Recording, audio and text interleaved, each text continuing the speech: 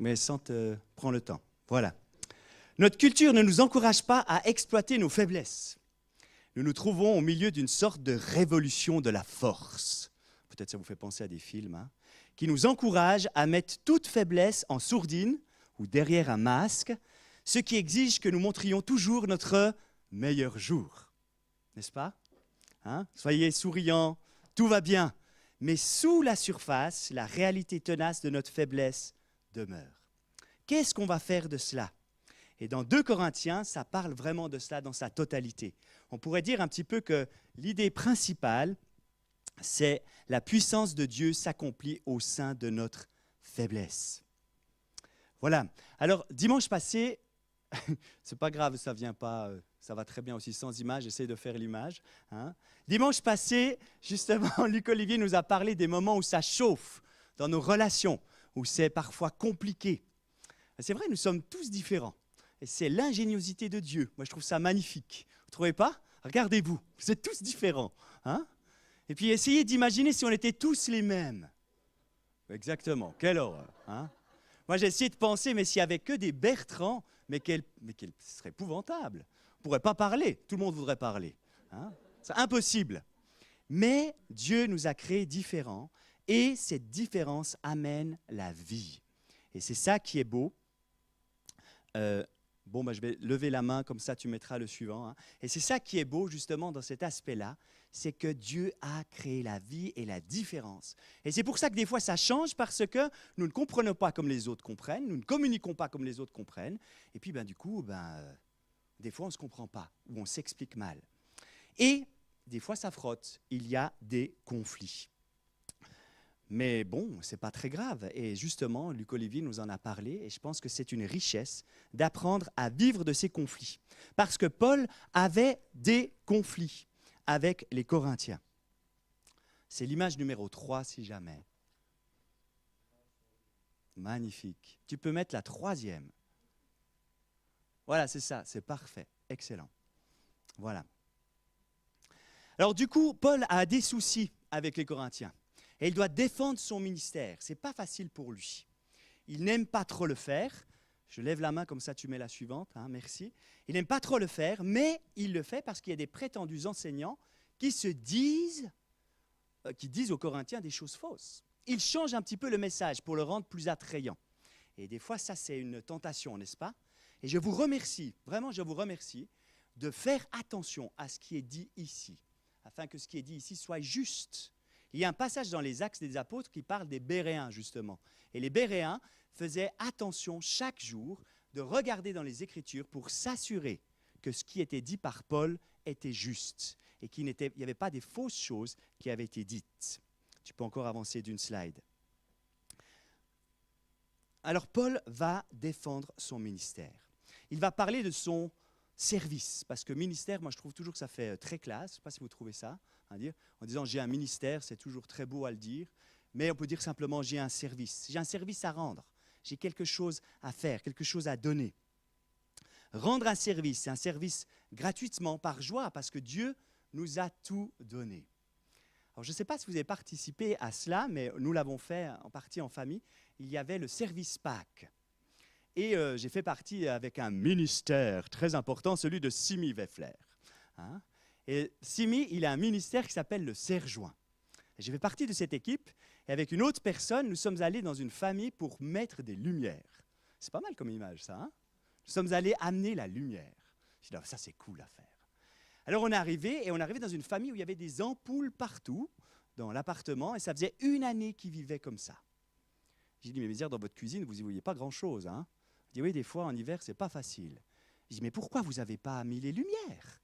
On ne connaît pas l'électricité et on ne connaît personne qui puisse nous aider. Ah. Alors on a mis la lumière et ils avaient acheté des cartons avec des lumières et on a mis les lumières chaque fois en haut et chaque fois ils disaient « Waouh !» Ah, c'était cool à faire ça, hein? C'est très motivant. Hein? Mes élèves, ils ne me disent pas toujours « Waouh !» hein? Et puis lorsqu'on arrivait à la dernière lumière, la maman, elle a dit « Mais c'est incroyable, merci, pourquoi vous faites ça? En plus, vous venez un jour férié. » Et gratuitement. Et puis ça c'est du pain béni, hein. Quand on vous demande cette question, vous dites écoutez, c'est avec joie, Dieu nous a tout donné et nous pouvons donner en retour. Et puis on a demandé, est-ce que vous êtes d'accord qu'on puisse prier pour vous? Et ils ont été d'accord. Et là, c'était, waouh, c'était génial. La joie du service, la joie de pouvoir apporter la lumière. Alors merci Simi de faire ce ministère. Et merci à tant d'autres, parce que c'est génial de pouvoir donner gratuitement. Alors peut-être on peut se dire, mais comment faire? Mais des petites choses, il n'y a pas besoin que ce soit extraordinaire. Un petit téléphone, un petit toucher la main, encourager, penser à, prier pour, aider pour quelque chose, c'est déjà suffisant. Parce que Jésus a dit, donner un verre d'eau au plus petit, c'est déjà extraordinaire. Et puis des fois, on peut rêver extraordinaire. Bon, il faut rester cool. Hein? Si on dit dans 3 dimanches, nous serons 10 000 dans cette église, je pense que là, on voit un peu trop grand, mais on peut avoir un juste milieu. Et vraiment, le verset central de cela, c'est le verset 6 du chapitre 3 qui dit « Notre capacité, au contraire, vient de Dieu. Il nous a rendus capables d'être serviteurs d'une nouvelle alliance.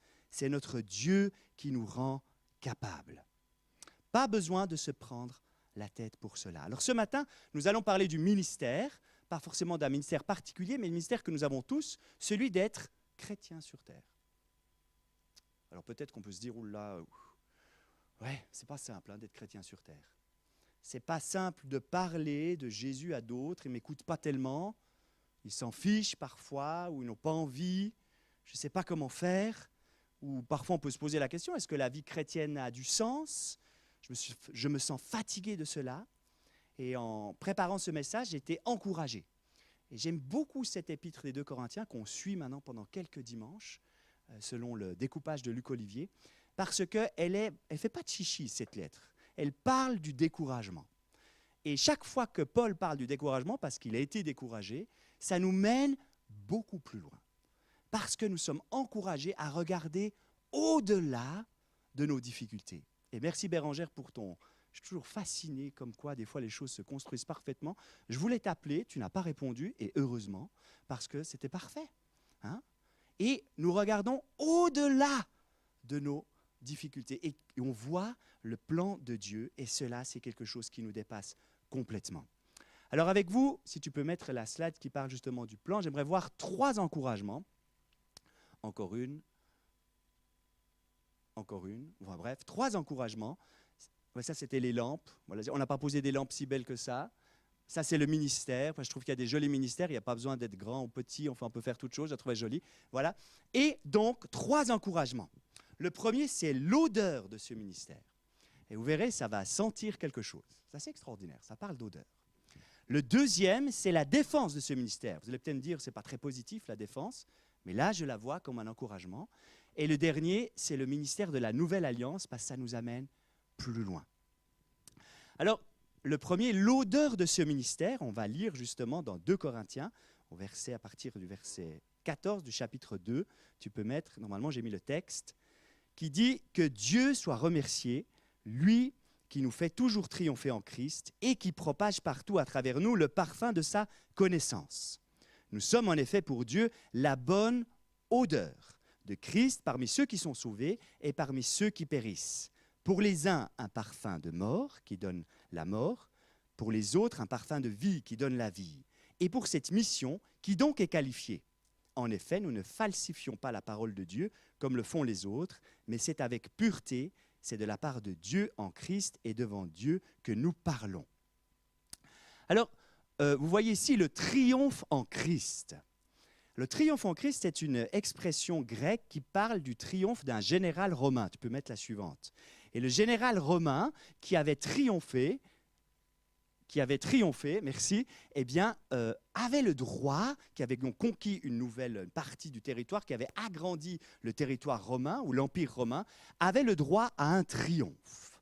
Et il allait rentrer dans la capitale de Rome. Peut-être vous vous souvenez la fameuse ceci, hein, qu'on mettait comme ça. Et puis il y avait ses soldats et il y avait les richesses qu'il avait conquises, mais il y avait également les prisonniers.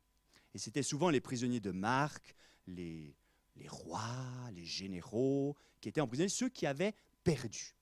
Et il y avait de la musique, évidemment, c'est un triomphe, et on brûlait aussi beaucoup d'encens. Donc ça sentait fort, il y avait une odeur particulière. Pour un, c'était l'odeur de la victoire. Nous avons gagné.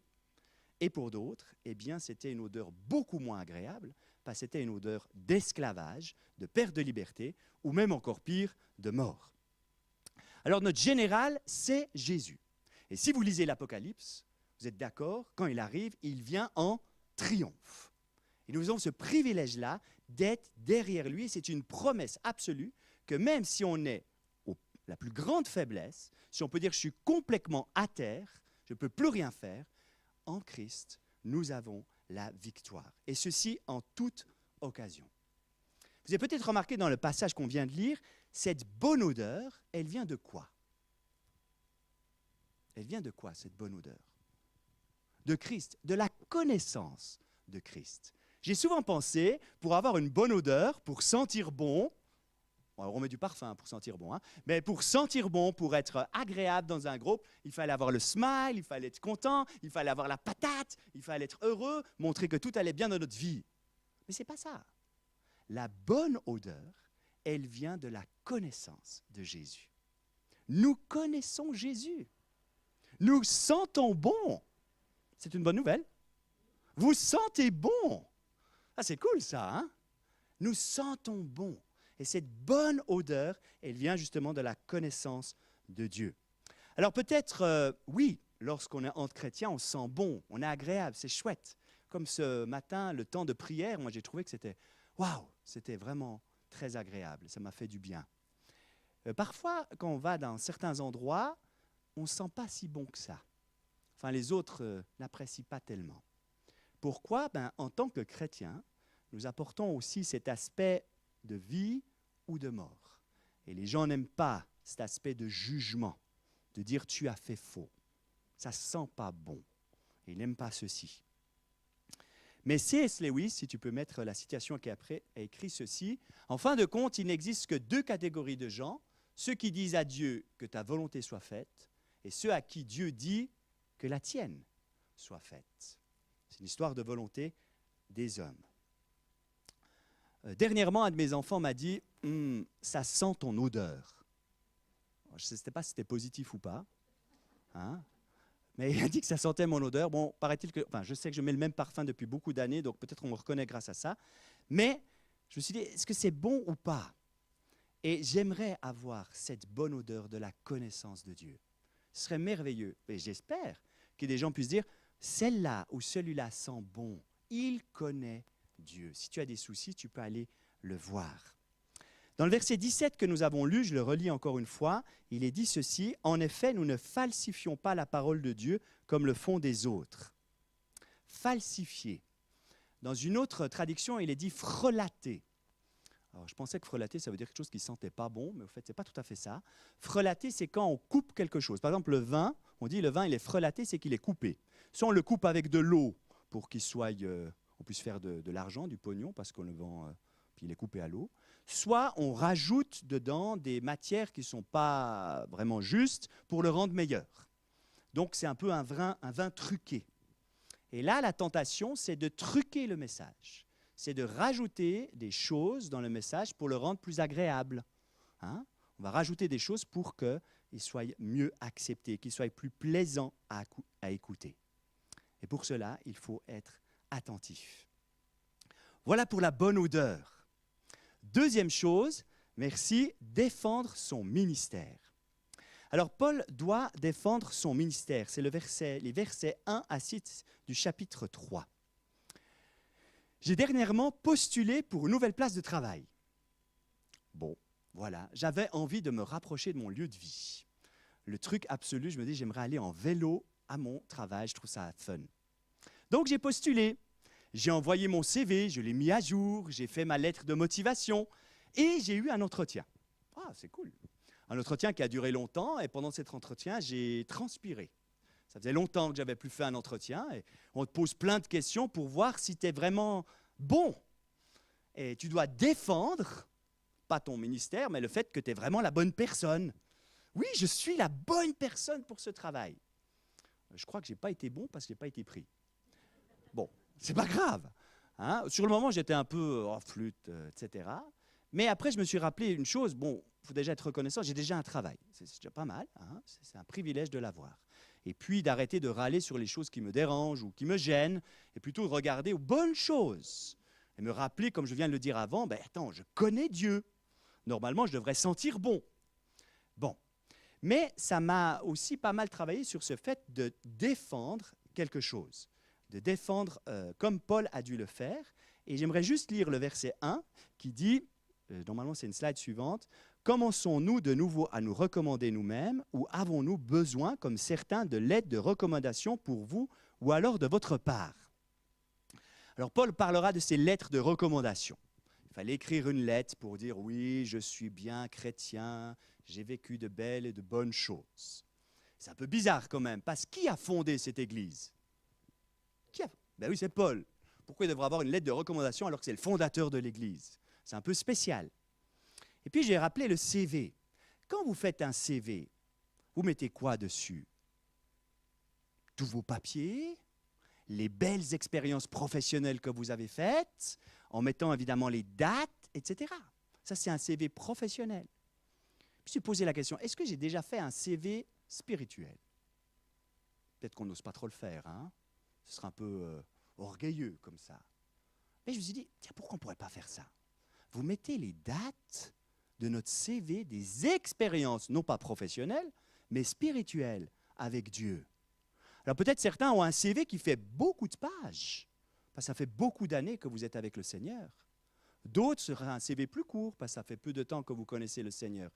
Mais c'est un encouragement, parce que des fois, lorsqu'on doit défendre le fait qu'on est chrétien sur terre, on peut se rappeler, oui, Dieu a été avec moi, telle et telle date, il a fait ceci, j'ai vécu cela, j'ai été encouragé grâce à cela. Et c'est un petit peu notre CV qui est donné ici. Ça continue encore avec la lettre de motivation. Je lis le verset 2 et 3. Ah, merci, tu avais mis là, super. Le verset 2 et 3 qui dit ceci, « C'est vous qui êtes notre lettre, écrite dans notre cœur connu et lue de tous les hommes. Il est clair que vous êtes une lettre de Christ écrite par notre ministère, non avec de l'encre, mais avec l'Esprit de Dieu vivant, non sur des tables de pierre, mais sur des tables de chair, sur les cœurs. » Sur la slide suivante, l'évangéliste D.L. Moody a dit « Les chrétiens sont la seule Bible ou la seule lettre pour beaucoup de gens dans le monde. » Bon, nous serions donc des lettres pour les gens qui nous entourent. Et cette lettre n'est pas écrite avec de l'encre, mais avec l'Esprit de Dieu qui est écrite dans nos cœurs. Cette métaphore, ou bien cette image, me fait penser à un texte de l'Ancien Testament qui dit en Jérémie 31, verset 33, « Mais voici l'alliance, merci, que je ferai avec la maison d'Israël. Après ces jours-là, dit l'Éternel, je mettrai ma loi au-dedans d'eux, je l'écrirai dans leur cœur, et je serai leur Dieu, et ils seront mon peuple. » Peut-être à ce moment-là, vous dites, Bertrand, t'es bien sympa, hein, je veux bien parler du CV, ça me va, mais que je sois une lettre pour les gens qui m'entourent, là, ça me met vraiment la pression, parce que ça voudrait dire que je devrais être parfait tout le temps? Est-ce que je dois conduire parfaitement en tout temps? Est-ce que je dois toujours dire toujours la vérité, être toujours parfait? Ça devient compliqué, là. Hein? Et c'est pour ça que j'aime cette lettre, parce que Paul ne nous laisse pas comme ça. Et il continue au verset 4 et 5, il dit « Telle est l'assurance que nous avons par Christ auprès de Dieu. Je ne dis pas que nous soyons capables par nous-mêmes de concevoir quelque chose comme si cela venait de nous. Notre capacité, au contraire, vient de Dieu. » Ah, elle vient de Dieu. C'est lui qui nous qualifie pour cela. Et un homme extrêmement doué ou une femme extrêmement douée serait incapable par lui-même d'être serviteur de Dieu. Dans Jacques 4, verset 6, Dieu dit qu'il s'oppose aux orgueilleux. Et c'est l'antidote contre l'orgueil. Hein? Nous avons besoin de lui pour ce ministère que nous avons sur terre. Et Dieu nous équipe pour cela. Et ça, c'est le deuxième antidote, c'est l'antidote contre la timidité.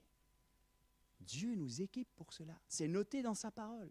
Et si nous avons foi, nous le faisons confiance, nous pouvons aller de l'avant en disant, il est là, il nous équipe pour ce travail à faire sur cette terre.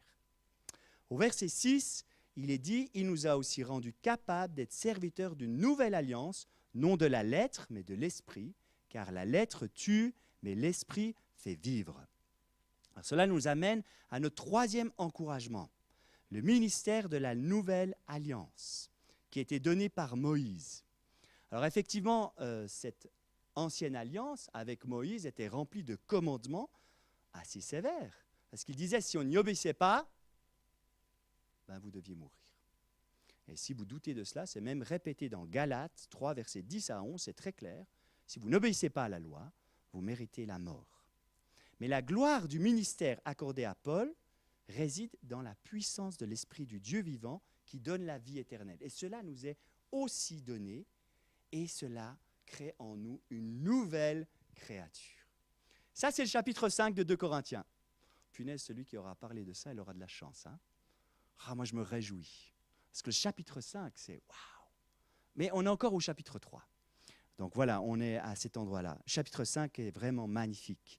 Nous avons cette bonne odeur, une odeur de vie ou de mort. Nous avons un CV, nous avons une lettre de motivation et nous savons que Dieu nous qualifie pour ce service.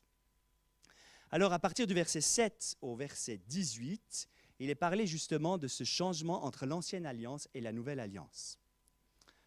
Je ne vais pas détailler tous ces versets parce que je crois qu'on n'aurait pas forcément le temps. Peut-être vous êtes contents aussi. Mais en gros, ça parle de Moïse. Et Moïse, vous voyez là, merci, il avait ce ministère de relation avec Dieu. Il est dit dans la parole de Dieu qu'il était l'un qui parlait face à face avec Dieu. Il n'y a personne d'autre qui a eu cela. Et lorsqu'il rencontrait Dieu, il avait son visage qui rayonnait, qui brillait. J'aurais bien voulu voir ça en vrai, hein, qu'est-ce que ça donne. Et du coup, les Israélites qui étaient là avaient peur de ce visage qui rayonnait, parce qu'ils avaient peur, c'est vrai, de ce Dieu terrible. Et ils préféraient qu'ils mettent un voile, une espèce de tissu sur le visage pour cacher le fait qu'il brillait. Et justement, ça c'est l'ancienne alliance qu'on voit qu'elle est glorieuse, parce que Dieu s'est intéressé à son peuple. Il a parlé à son peuple. Il a fait plein de choses belles pour son peuple. Mais elle s'est avérée inefficace. Il faut donc une nouvelle alliance avec Jésus qui offre son esprit. Peut-être vous reconnaissez un des dessins de Bible Project qui a été mis dans les Utah News. Moi, je vous recommande. C'est un site fantastique qui va à une vitesse folle. Moi, des fois, je dois mettre pause pour bien intégrer tout ce qu'il dit. Mais on peut le faire. Hein, on peut mettre pause. Tandis que là, vous ne pouvez pas mettre pause. Je suis désolé, j'avance. Hein. Mais on peut mettre pause et revoir les différents dessins qui sont là. Et au verset 16 et 18, c'est juste la fin, il est dit ceci, « Mais lorsque quelqu'un se convertit au Seigneur, le voile est enlevé. » Ça veut dire qu'on peut avoir une vision, une connaissance de Dieu. Or, le Seigneur, c'est l'Esprit, et là où est l'Esprit du Seigneur, là où est la liberté. Nous tous qui sans voile sur le visage, contemplons comme dans un miroir la gloire du Seigneur. Nous sommes transformés à son image, de gloire en gloire, par l'Esprit du Seigneur. Voilà, donc ce voile est enlevé et nous pouvons découvrir et voir qui est Dieu. Et du coup, notre connaissance de lui augmente, notre odeur augmente aussi, et le Saint-Esprit vient nous transformer. Alors, vous verrez que dans la suite de 2 Corinthiens, on va pas mal parler de cet aspect de transformation. Comment ça se passe? Dans les chapitres suivants, il en est souvent parlé. Alors, je vais m'arrêter là. J'aimerais juste qu'on prenne maintenant un temps de recueillement, si vous êtes d'accord, un petit temps silence. Vous pouvez fermer les yeux si vous le désirez, ou dormir un coup si vous le voulez, mais qu'on puisse juste se rappeler du privilège et ces 3 encouragements que nous suivons Jésus-Christ qui a une entrée triomphale et que nous avons cette bonne odeur de victoire et de connaissance du roi. Que nous avons un ministère qui n'est pas facile, mais pour pouvoir se défendre, nous avons un CV. Dieu est là dans nos vies, il est présent. Nous avons une lettre de motivation qui n'est pas écrite comme ça, mais elle est écrite dans notre cœur. Il y a des encouragements, il y a des promesses qui sont dans sa parole pour nous. Et puis, eh bien, nous passons de l'ancienne alliance à la nouvelle alliance. Et cette nouvelle alliance, c'est évidemment Jésus-Christ qui est venu nous la donner. Et juste après ce temps de recueillement, eh bien, nous allons prendre la scène. Parce que oui, Jésus n'a pas beaucoup donné de commandements pour l'Église, mais il a demandé qu'on se souvienne au travers de ce signe de son œuvre à la croix. Voilà un petit moment de calme. Merci.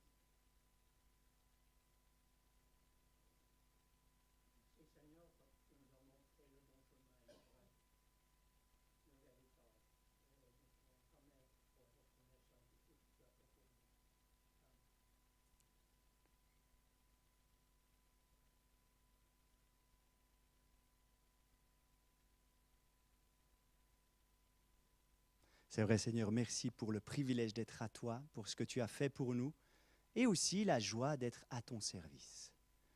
Et merci pour ce temps que nous pouvons prendre ensemble, de se rappeler de ton corps qui est ce pain, de ton sang qui est ce fruit de la vigne, que nous prenons ensemble. Et ça aussi, c'est un privilège immense de ne pas être seul, mais d'être entouré d'une famille chrétienne et de pouvoir se rappeler dimanche après dimanche de ce que tu as fait pour nous. Merci parce que tu agis également dans chacune de nos vies et que notre CV s'agrandit petit à petit. Aide-nous à avoir les yeux ouverts de ton action dans nos vies. Amen. Voilà, j'ai demandé à Madeleine si j'avais encore le temps. Elle m'a dit oui, cool. J'avais envie de finir par une image que, au fait, m'a donné un arboriculteur et je trouve que la nature, elle est géniale parce qu'elle donne plein d'instructions pour notre vie avec Dieu. Et puis, peut-être vous ne le savez pas, mais on s'occupe d'un verger à Balègue, il y a des arbres fruitiers, puis on est assez mauvais, au fait, ça ne produit pas beaucoup de fruits. Et on a vécu la grêle, on a vécu différentes choses, et puis on comprend un petit peu ceux qui vivent de la terre, toutes les difficultés qu'ils ont. Et c'est vrai que la Bible parle souvent de ces exemples-là. Et du coup, je me suis approché d'un arboriculteur, puis j'ai dit, mais comment il faut faire pour avoir des fruits? Parce que si on s'occupe d'arbres, c'est quand même dans l'espérance d'avoir des fruits. Alors c'est sympa de tailler l'arbre, c'est sympa de mettre des fois des produits, si possible pas trop chimiques, c'est sympa de mettre du purin de poule, enfin c'est pas super sympa, mais au pied de l'arbre pour essayer qu'il aille mieux, etc., etc. Et du coup, il m'a donné 3 conseils. Et j'ai trouvé vraiment sympa et j'aimerais vous les donner ce matin. Le premier conseil, il a dit, bon, ça c'est facile, cela je le connaissais, j'étais déjà assez fier, je dis, ah ça je le sais, c'est que quand vous avez des rejets qui sont au pied de l'arbre, il faut les couper. Ou bien, si vous avez des branches qui montent tout droit, on appelle ça un gourmand, c'est pas pour rien qu'on l'appelle comme ça, il faut également le couper parce que ce sont des branches qui prennent de l'énergie à l'arbre. Bon, ok. Qu'est-ce que ça veut dire? C'est quelque chose qui est visible et facilement tu peux le couper. Il faut si possible le couper de la bonne manière, assez proche de la branche, mais pas trop près de la branche. Enfin, c'est toute une science, mais il faut le couper. Qu'est-ce que ça veut dire pour nous? J'ai réfléchi à cela et je vais vous donner un exemple de ma petite vie. Je fais partie d'un comité de Kinball et puis dedans, il y a 2 filles qui font les médias et qui mettent plein de choses sur les réseaux sociaux. Et du coup, j'ai pris l'application Instagram pour suivre ce qu'elle notait sur le Kinball, n'est-ce pas? Puis rapidement, j'ai découvert qu'il y avait plein de choses sur Instagram, puis qu'on pouvait scroller ou descendre en bas et voir des petites vidéos de chats ou des petits machins sympas, rigolos. Et au fait, ça prenait passablement de temps. Et puis, j'utilise mon Natel parce que sur le Natel, il y a le plan que j'essaye de suivre dans la Bible. Et lorsque j'allumais le Natel, je disais « Ah, ben, je pourrais passer un petit coup, juste regarder quelques vidéos. » Bon, vous avez compris, il fallait couper, ça m'ennuyait, parce que je trouvais quand même ça très sympa. Donc, j'ai enlevé l'application du téléphone. Je ne suis plus sur Instagram. Oh, c'est affreux, mais bon, c'est bien. C'est facile. Il fallait couper. Le deuxième chose qu'il nous a dit, tu peux mettre la suivante, s'il te plaît, Joël, c'est que, ça je ne savais pas, c'est que quand il y a une branche qui pousse, qui va assez loin, mais qui ne porte pas de fruits, il faut la descendre. Parce qu'au fait, la sève, elle aime monter. Donc, si tu descends la branche, tu empêches l'arbre de mettre beaucoup d'énergie dans cette branche qui n'a pas de fruits. Ah, ça je ne savais pas. Et puis aussi, si vous avez un arbre qui a beaucoup de fruits, dont les branches descendent, si vous mettez des tuteurs, donc c'est des bouts de bois pour remonter les branches, eh bien effectivement il va porter beaucoup de fruits, mais ça va affaiblir l'arbre, et les années d'après, il va moins produire de fruits. En fait, c'est une protection pour l'arbre que les branches descendent, et du coup, eh bien, il met moins de sève là où il y a beaucoup de fruits afin de se préserver et que pour les années d'après, il puisse donner du fruit. C'est intéressant, ça je ne savais pas. Qu'est-ce que ça veut dire? Eh bien, ça veut dire que c'est vrai, dans la Bible, il nous est dit on peut tout faire. Tu peux tout faire, tout est bon, mais tout n'est pas utile. Tu peux te lancer dans plein d'activités. Mais peut-être des fois, il est bon de descendre certaines branches, notamment celles qui ne produisent pas de fruits. De regarder qu'est-ce qui prend tellement d'énergie. Et puis, des fois, quand il y a tellement de choses qui donnent de fruits, pour éviter que l'année d'après ou les années d'après on produise moins, eh bien, il faut laisser les branches descendre et non pas les supporter pour que ça produise beaucoup de fruits. Je trouve assez intéressant. Le troisième conseil, tu peux mettre la suivante, c'est lorsqu'il y a du fruit, et ça c'est bien, lorsqu'on a du fruit, on est content. Hein. Je vous rappelle que dans la Bible, le fruit de l'esprit, c'est l'amour, la tempérance, la patience, la maîtrise de soi, enfin tous ces trucs formidables. Hein. Mais voilà, hein. Donc, le fruit de l'esprit, donc si on a du fruit, c'est génial, et qu'il a dit, au fait, à l'endroit où il y a le fruit, et si après l'arbre continue avec sa branche, tu ne coupes pas la branche, parce que c'est bien que la branche, elle continue, c'est bien, si elle va à plat, mais tu vas aussi descendre la branche. Donc après le fruit, tu vas descendre la branche. Et ça aussi, ça m'a fait réfléchir en disant, peut-être réfléchissons dans nos services, dans nos ministères, là où il y a du fruit, vouloir absolument aller dans plein d'autres directions, peut-être s'arrêter et descendre la branche pour laisser là où il y a le fruit. Et le fruit, selon la Bible, moi j'aime me le rappeler, ce n'est pas le succès, ce n'est pas la réussite, mais le fruit personnel pour nous, c'est la joie, l'amour, la tempérance, la paix, la patience, etc. etc. Voilà, 3 petites images qui viennent de la nature que moi j'ai trouvé chouette, puisque ce matin nous avons parlé du service que nous avons sur cette terre, d'être représentants chrétiens là où il nous a placés. Et il nous qualifie pour cela.